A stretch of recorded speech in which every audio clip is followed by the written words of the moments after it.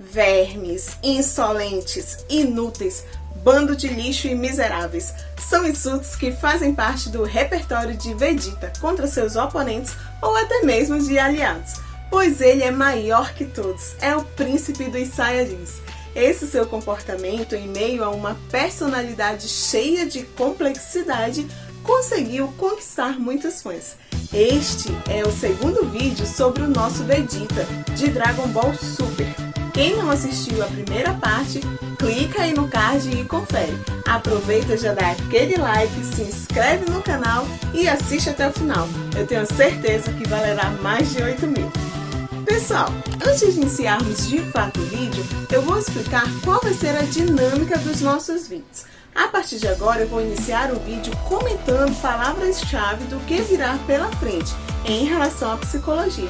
Os detalhes vocês verão dentro do conteúdo. Então, começando hoje neste vídeo, abordaremos aspectos de narcisismo, empatia, equilíbrio, formação de personalidade, transformação, ressignificação, personalidade antissocial, psicologia existencial. O sacrifício de Vegeta para derrotar Majin Buu foi muito simbólico. Ele abraça o filho como sendo um adeus e diz que nunca o tinha abraçado, e fez isso como forma de protegê-lo. Morre um Vegeta e ressuscita outro que carrega consigo alguém que se sacrificou pela Terra e pelas pessoas que ama. Aprende a controlar mais a agressividade, tenta passar para seus filhos bons exemplos e ensinar os valores da vida, além de colaborar de forma positiva com os outros personagens. Vegeta é tão atraente e admirável porque ele constrói a própria história, não espera que as coisas aconteçam. Ele move a história de Dragon Ball, dá sentido ao desenvolver da trama. Ele luta constantemente consigo mesmo, tem suas batalhas internas e tenta controlar seus instintos de guerreiro. Dragon Ball Super apresenta equilíbrio e transformação de Vegeta. Ele se humaniza, se torna um exímio pai de família e se preocupa com os outros. A vivência na Terra contribuiu para muitas transformações na personalidade de Vegeta, como por exemplo a empatia, mas que tenta esconder muitas vezes por conta do seu narcisismo patológico. Ele se vê muitas vezes dividido entre a sua personalidade de Saiyajins e a sua personalidade humana. Não há como compararmos as atitudes de Vegeta com comportamentos de humanos insolentes do século XXI.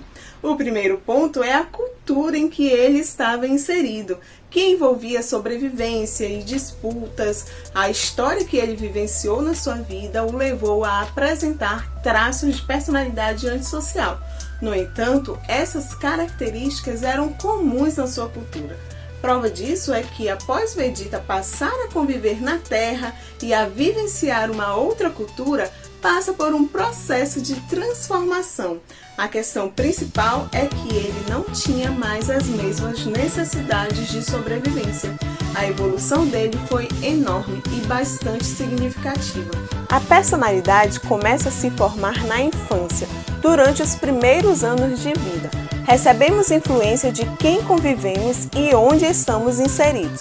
As pessoas com quem convivemos no decorrer da nossa vida, as experiências que compartilhamos e os locais em que interagimos influenciam diretamente nas nossas crenças e comportamentos. Como sabemos, apesar de terem suas diferenças, os Saiyajins possuem um forte ímpeto por batalha, o que em um primeiro momento nos faz pensar que todos são muito parecidos. Porém, ao entrar em contato com humanos com comportamentos e sentimentos diferentes do que Vegeta era acostumado a conviver no seu dia a dia, contribuiu com as mudanças na trajetória da vida dele e em seu comportamento, culminando com mudanças na forma de pensar, agir e de se relacionar com os outros.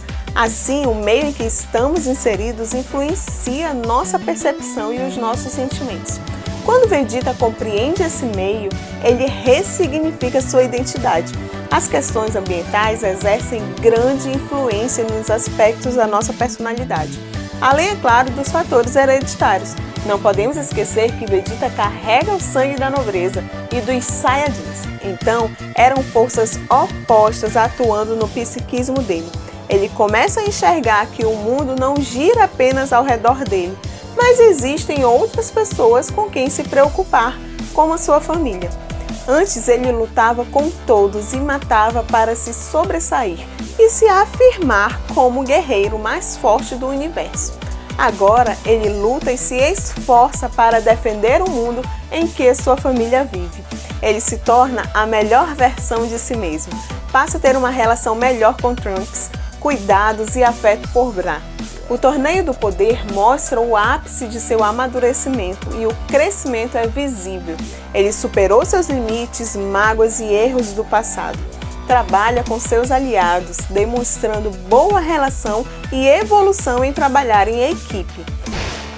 Pelos muitos comentários de vocês na primeira parte do vídeo do Vegeta, percebi que muitas pessoas apreciam Goku, mas a maioria se identifica e se sente como Vegeta, diante das situações da vida. Ele nos ensina muita coisa. Tinha muitos conflitos internos, dentre eles inveja do Goku, e a sua motivação era o rancor e o orgulho ferido. Como vimos no primeiro vídeo, Vegeta apresenta traços de complexo de superioridade e características narcisistas, egocentrismo e pouca empatia com os outros. Se sentia sempre superior aos outros e tinha um prazer em humilhar. E passou por uma drástica transformação, em que precisou aprender a lidar com seus maiores conflitos, superando os complexos. Um dos aspectos que marca a mudança em Vegeta é quando nomeia o seu filho, pois coloca o nome de Trunks, quebrando com a tradição que vem desde o pai, avô e bisavô de nomear o filho como Vegeta. E isso fazia inconscientemente com que a pessoa que carregasse o peso e a obrigação a cumprir, além de ter sempre grandes expectativas das pessoas ao redor. Além do peso em relação aos aspectos de personalidade e importância do nome, feitos e conquista, carregado de muitas cobranças externas e internas. Ao fazer isso, Vegeta não repete com seu filho o que foi passado de geração em geração, possibilitando para ele ter direito de escolhas e ficando livre para construir sua própria história de vida. A psicologia existencial afirma que o homem não tem uma essência determinada, mas ele se faz em sua existência. Nos transformamos e somos transformados o tempo todo. Somos um eterno vir a ser.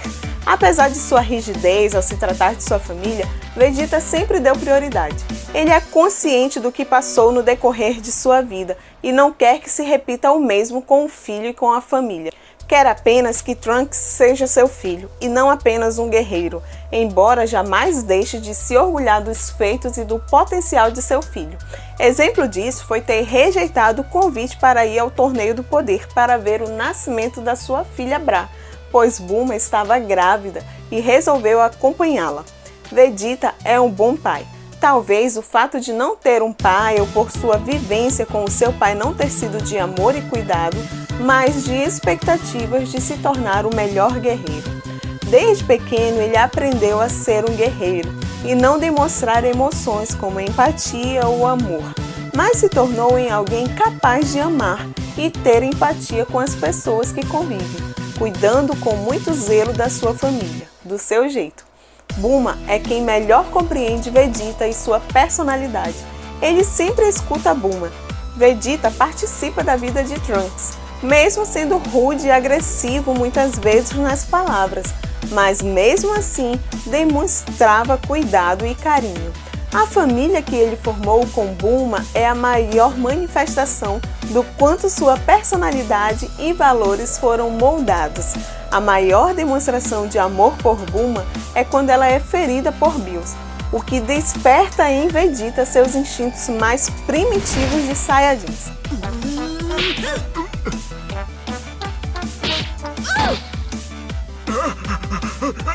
Como ousa bater na minha Bulma!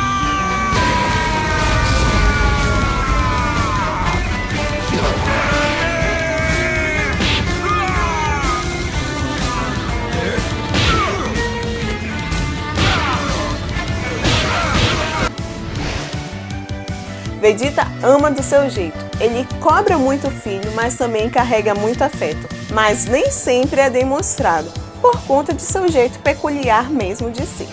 Bulma foi a grande responsável pelo equilíbrio na educação dos filhos. Trunks, por exemplo, recebeu grande influência do seu pai autoritário para seu desenvolvimento em se tornar um lutador, mas também adquiriu influência de Bulma em dominar as tecnologias.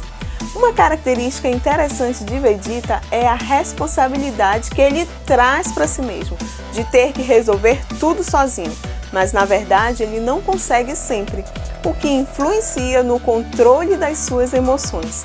Uma das principais diferenças de Goku. O fato de Vegeta sempre buscar superar Goku é a forma que ele tem de se superar e mostrar que é capaz. Enfim, ele quer ser admirado. E esse desejo de superar Goku é que proporcionou a amizade dos dois, passando a ser rivais e não mais inimigos.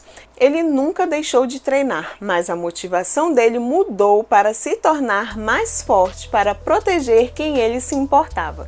Vemos na sua história uma superação egóica, em que o orgulho e a vaidade que dominavam o ego de Vegeta não deixaram de existir. O que houve é que ele parou de alimentá-los ou focar neles, com atenção e entrega para outras áreas ou outros sentimentos. Em alguns momentos do Super, ele ainda apresenta algumas de suas características do antigo Vegeta, até porque sabemos que o narcisismo dele é patológico, mas as outras atitudes mais humanizadas predominam sobre seus impulsos. Percebemos o autocontrole em relação aos seus sentimentos e controle do comportamento impulsivo. Vale ressaltar que a transformação não ocorreu de forma brusca na vida dele, mas foi processada de acordo com as suas experiências vividas. Lembro a vocês que esse trabalho é uma forma de apresentar para vocês alguns conceitos de psicologia, além de uma breve contextualização do personagem. Não tenho a ideia de esgotar o conteúdo ou falar 100% sobre tudo, mas dou ênfase para os pontos que eu considero importantes. É comum vocês perguntarem, escreverem aí nos comentários sobre alguns aspectos que se identificaram com o que foi citado no vídeo. E eu digo a vocês que é comum sim nos identificarmos com algumas características, aspectos de personagem. Se você as considerar negativas para o seu desenvolvimento, não hesite em procurar ajuda profissional. A psicologia busca compreender você a partir da sua história de vida e das relações que você estabeleceu no seu meio, possibilitando uma reflexão dos aspectos psíquicos. Ajuda você a enfrentar de forma mais saudável os seus conflitos. E aí, o que você achou do vídeo? Aproveita para deixar aí nos comentários sua opinião, lembra de dar um like, de se inscrever no canal e eu agradeço aos apoiadores do Emerson Santos e o Emanuel Barros. Até o próximo vídeo, gente!